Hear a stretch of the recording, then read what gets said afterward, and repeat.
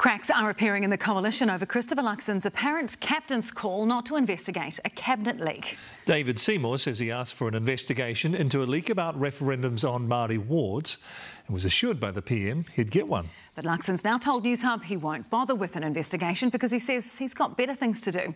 And as political editor Jenna Lynch reports, Seymour wants an explanation. The three-way coalition built on trust and talking, lots of talking. All smiles when they pulled it together, but the grins have turned to grimaces. The government's got a leak problem. Leaking is corrosive to a cabinet and a government, and we should be on top of making sure that if it happens, we've investigated it. It began with the leak of a cabinet paper to Newshub just a week after the government was sworn in. An investigation was launched. It was pinned on a public servant. Other leaks have also resulted in probes, but the latest is to pass by without an inquiry. The PM isn't interested in finding out who leaked confidential cabinet intel. Have you investigated the leak out of Cabinet about a week ago? No, not particularly. Just before Easter, it was reported by One News they'd received a cabinet leak detailing decisions around holding referendums on Māori wards for local councils. Did anyone ask you to investigate it? No, again, we don't talk about what goes on in Cabinet. The minister most affected by the leak revealing to Newshub he did ask for a probe. There was a leak recently. I've raised that with the Prime Minister and I'm very happy with his response that he's dealing with it. Dealing with it appears to have meant leaving it be. Other leaks that have come out of your term of government you've investigated, so I'm just wondering why you investigate that one. I'd like to say to you, from our point of view, it was an imminent decision. It was being made. It was well understood, well signposted, and we're moving on. He's saying that he's not going to investigate it. Well, he certainly told me that he intended to do that, and I expect to see him act on it very soon. Luxon initially insinuated this leak also came from the public service, but the reporter explicitly said it came from closer quarters. What evidence do you have? I don't know.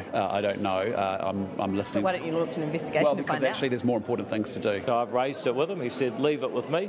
And for me, that's good enough. If he's now saying he won't do it, that's going to need a further conversation. Perhaps hoping the words in that conversation are stuck to this time round. Kia ora, Jenna. So why isn't the PM worried enough about this to investigate the leak? It's quite a peculiar decision given that they have launched investigations into a number of other leaks this term, but the feeling both behind the scenes and publicly from the government is that it wasn't a leak that was consequential enough to investigate, partly because no one can really figure out the motivation for it, but also because it was about a decision that was about to be made public in a few days' time.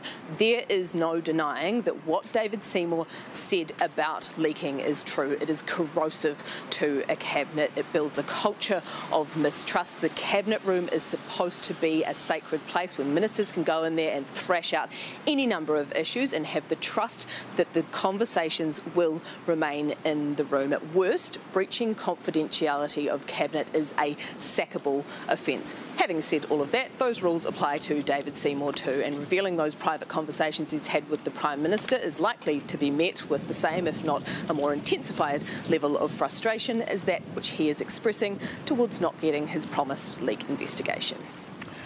Jenna, tēnā koe.